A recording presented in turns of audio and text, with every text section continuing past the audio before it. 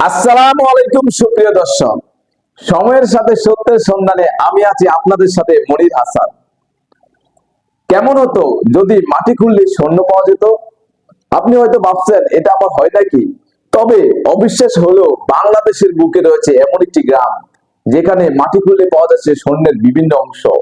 সেই স্বর্ণ খুঁজতে ঝাঁপিয়ে পড়ছে হাজার হাজার মানুষ, ভিড় করছে অসংখ্য কৌতূহলী মানুষ। আদৌ কি স্বর্ণ মিলছে নাকি পুরোটাই গুজব? আজকে থাকছে এই এই নিয়ে বিশেষ আয়োজন। চলুন দেখুন। ঠাকুরগাঁও জেলায় রানীর সঙ্গিনী উপজেলায় ঘটেছে এমন চাঞ্চল্যকর ঘটনা।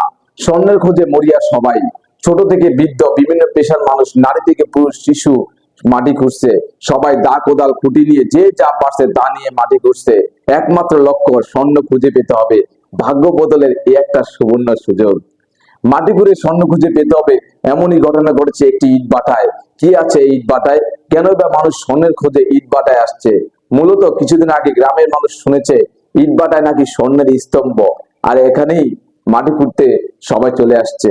সাধারণ মানুষ মাটি খুঁড়তে নেমে গেছে, পরিবার পরিজন নিয়ে নেমে গেছে ইট ভাটায়। অনেকে নাকি স্বর্ণ খুঁজেও পেয়েছে, অনেকে নাকি ভাগ্য বদল হয়েছে, কেউ নাকি স্বর্ণ বিক্রি করে মোটর সাইকেলও কিনেছে।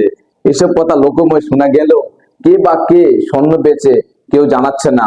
প্রকাশ করলে নাকি ঝামেলা হতে পারে, এই ভয়ে অনেকে স্বীকারও করছে না। রাত দিন 24 ঘন্টা এই কার্যক্রম চলছে।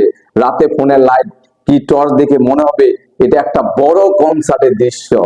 শুধুমাত্র এই এলাকাবাসী নয়, আশেপাশের বাসিন্দারাও চলে আসছে স্বর্ণ খুঁজতে। আর স্বর্ণ খুঁজতে মাটি খুঁড়তেছে রাত দিন 24 ঘন্টা।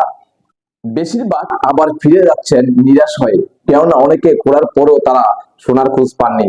তারা ইট ভাটার ভিড় এতটাই বেড়েছে যে আশেপাশে ঘরে গড়ে উঠেছে অনেক ছোটখাটো দোকান।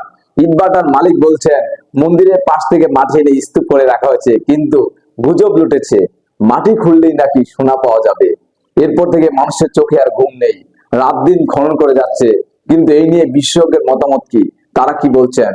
তারা বলছেন মাটি খুঁড়লে সোনা পাওয়া যাবে কিনা জানি না, তবে যে ঘটনায় সোনা পাওয়া যায় তার কিছুই নাই বাংলাদেশে, যে কারণে সোনার খনি পাওয়া খুবই দুষ্কর। তাছাড়া বাংলাদেশে সোনার খনি ইতিপূর্বে আবিষ্কৃত হয়নি, যেখানে ইটভাটা সোনার খনি কাল্পনিক ঘটনার প্রতিচ্ছবি মনে হচ্ছে। তবে কিছু জায়গায় অল্প পরিমাণ সোনার খোঁজ পাওয়া গেল, বাণিজ্যিকভাবে মোটেই লাভজনক ছিল না, তাই সংরক্ষণ করা হয়নি। সেগুলো বড় কোনো সোনার খনি পাওয়া যায়নি বাংলার বুকে। তবে এই ঘটনা উড়িয়ে দেওয়ার যায় না, কেননা বাংলার বুকে একসময় স্বর্ণের মুদ্রা প্রচলন ছিল।